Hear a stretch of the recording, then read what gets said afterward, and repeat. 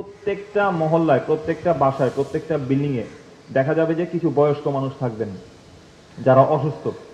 উচ্চ স্বরে এমন কিছু করা যাবে না বা এমন কিছু করবো না যেটা আমার জন্য আনন্দদায়ক, অন্যের জন্য বেদনাদায়ক। মনে রাখবেন, অনেকের জন্য এটা টাকা কামাই করার একটা রাস্তা, ভাইরাল হয়ে বা একটা চটকদার কথা বলে কাজ করা, তার জন্য একটা ব্যবসা। ছোটবেলা থেকেই আমাদের এলাকার মধ্যে মন্দির, মসজিদ, গির্জা, প্যাগোডা অলমোস্ট একই জায়গাতেই থাকে, খুব বেশি দূরে থাকে না। তো যখন নামাজ হবে তখন চেষ্টা করবেন আপনারা আপনাদের যে সাউন্ড, অতি উচ্চ স্বরে যে সাউন্ড বাজে, সাধারণত ইয়াং ছেলে পেলে যারা থাকে তারা এই কাজগুলো করে। পুজো উপলক্ষে পাড়া বা মহল্লার পাশে একটা সাউন্ড স্পিকার দিয়ে জোরে জোরে গান বাজাচ্ছে। বাট একটু বুঝতে হবে যে এই সময় যে নামাজের সময়গুলো হবে ওই সময় যাতে আমার ধর্মীয় সম্প্রীতিটা বজায় থাকে, অন্যের যাতে ক্ষতি না হয়। আমাদের কোনো ধর্মই কিন্তু আমাদেরকে এই শিক্ষাটা দেয় না যে আমি আমার অনুষ্ঠান পালন করতে গিয়ে আরেকজনকে বিব্রত করছি বা ক্ষতি করছি। প্রত্যেকটা মহল্লায়, প্রত্যেকটা বাসায়, প্রত্যেকটা বিল্ডিং এ দেখা যাবে যে কিছু বয়স্ক মানুষ থাকবেন যারা অসুস্থ। উচ্চ স্বরে এমন কিছু করা যাবে না বা এমন কিছু করবো না যেটা আমার জন্য আনন্দদায়ক, অন্যের জন্য বেদনাদায়ক। তো এই জিনিসটা যাতে আমরা বজায় রাখি। ঢাকের ব্যবহার, অন্যান্য যে কার্যক্রম, সেটা ইট ইজ ওকে। শাখার ব্যবহার আপনারা যেটা করবেন সেটা কোনো সমস্যা নেই, ফাইন। বাট এই ডেস্কের এগুলো বাজানোর ব্যাপারে আপনারা একটু অবশ্যই, আমি আপনাদের সজাগ দৃষ্টি কামনা করি। এবং রাত্রিকালীন স্পেশালি বাজে এগুলো ইয়াং যারা হয় সাধারণত রক্ত গরম আনন্দ উৎসব করার জন্য করছে, একটু বুঝাতে হবে। আপনারা যখন আসবে মন্দিরে বা ইয়া করবে তখন এটা আপনারা একটু বুঝাবেন যে অন্যেরকে ক্ষতি করবে, অন্যকে বিরক্ত করে কিন্তু নিজের উৎসব পালন করাটা বেসিক্যালি কারোর জন্যই কামনীয় নয়। তো এই জিনিসটা যাতে আমাদেরকে বজায় থাকে। মিথ্যা, গুজব এবং এই ধরনের জিনিসপত্র এগুলো থাকবেই। মিথ্যা এবং গুজব না থাকলে আপনার এই চলমান সময়ে স্বার্থান্বেষী মহল যারা থাকবে তারা কিন্তু আগাতে পারবে না। এই জন্য করণীয় কি, আপনার যদি ন্যূনতম কোনো ব্যক্তিকে দেখে সন্দেহ হয় যে ওনার চালচলন সন্দেহজনক, ওনার কার্যক্রম সন্দেহজনক, সাথে সাথে আইন শৃঙ্খলা রক্ষাকারী বাহিনীর কাছে ওনাকে হস্তান্তর করুন।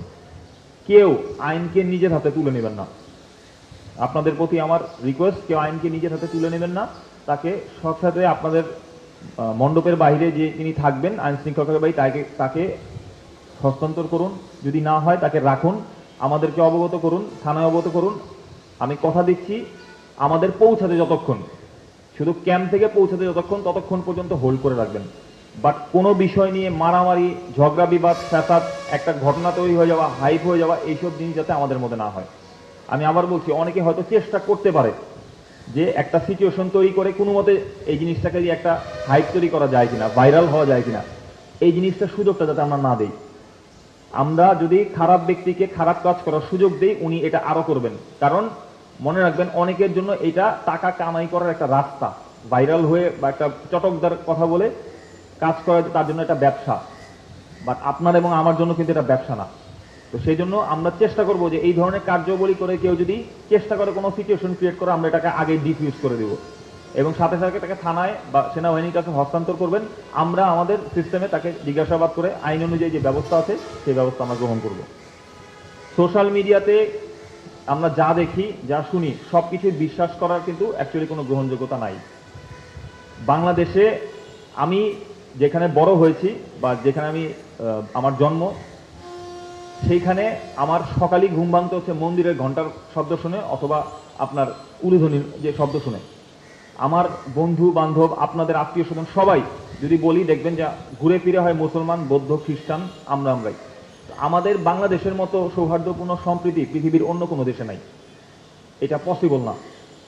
আমাদের কোনো সময় এই সংখ্যালঘু, সাম্প্রদায়িকতা, এই সমস্ত কথাবার্তা আমাদের বাংলাদেশ সেনাবাহিনী, আমরা গভীরভাবে বলি, আমাদের বাংলাদেশের মানুষের ডিকশনারিতে এই সাম্প্রদায়িক কথাবার্তা নাই। বাট আমরা এই যে কিছু মহল নিজস্ব কার্যগুলি চরিতার্থ করার জন্য এই ধরনের মানে সিচুয়েশন ক্রিয়েট করার চেষ্টা করে যে উনি হিন্দু, উনি মুসলমান, উনাকে এইভাবে অপমান করা হলো, উনাকে এইভাবে ইয়ে করা হলো। এই জিনিস ব্যক্তিগত শত্রুতার জের ধরে কেউ যদি কোনো কার্যবলী সম্পাদন করে ওইটাকে সাম্প্রদায়িক লাইনে প্রবাহিত করতে চায়, এটা কিন্তু একটা গর্হিত অপরাধ। তো আমাদেরকে বুঝতে হবে, ঠান্ডা মাথায় চিন্তা ভাবনা করতে হবে কেন সিচুয়েশনটা হলো, কি কারণে হলো। বাইরের একটা ঘটনার রেশ আমার এখানে যদি না পড়ে, সেই জন্য আমাদেরকে সবাইকে সজাগ দৃষ্টি রাখতে হবে যাতে কোনোভাবেই বাইরে একটা ঘটনা করে আসবে এটা আমাদের এলাকার মধ্যে সিচুয়েশনটা খারাপ করবে। নো, এটা আমরা হইতে দিব না। এটার জন্য আপনাদের সবার আন্তরিকতা খুব জরুরি। যদি আপনাদের কোথাও কোনো মনে হয় যে এখানে একটা গুজব বা একটা ঘটনা শুনলাম, এটা সত্যি না মিথ্যা, আমাদের সাথে কন্ট্যাক্ট করবেন, আমরা জেনে আপনাদেরকে জানাবো।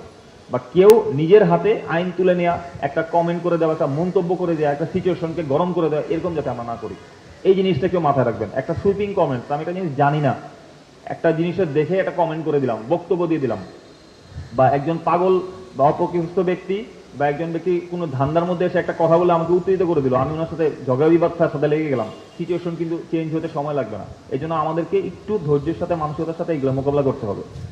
যখনই আপনি এই ধরনের সিচুয়েশন পাবেন, আমাদের কাছে দিয়ে দেন, আমরা বাকিটা যা বোঝার বুঝে নিব।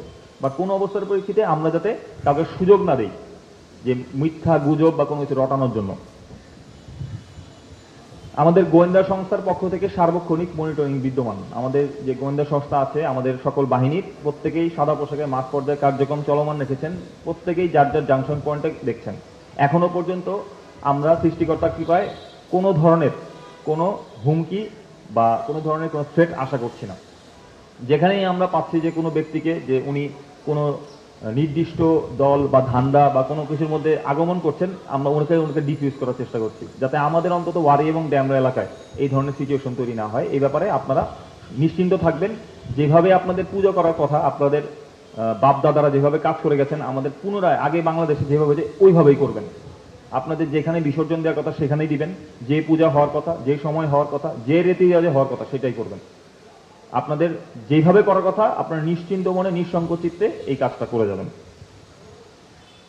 আমাদের পূজা মণ্ডপের প্রত্যেকটা পূজা মণ্ডপের জন্য আপনারা আপনাদের যে নিরাপত্তা বলয়, অবশ্যই আপনাদের যে ভলেন্টিয়ার থাকবে বা লোক থাকবে তাদেরকে ব্রিফ করবেন।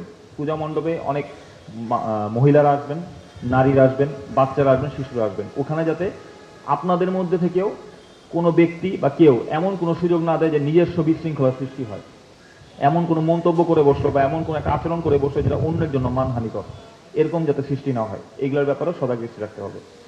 সর্বোপরি আপনাদেরকে একটা কথা বলতে চাই যে আমরা 9ম পদাতিক ডিভিশনের অধীনস্থ সেনা ইউনিট।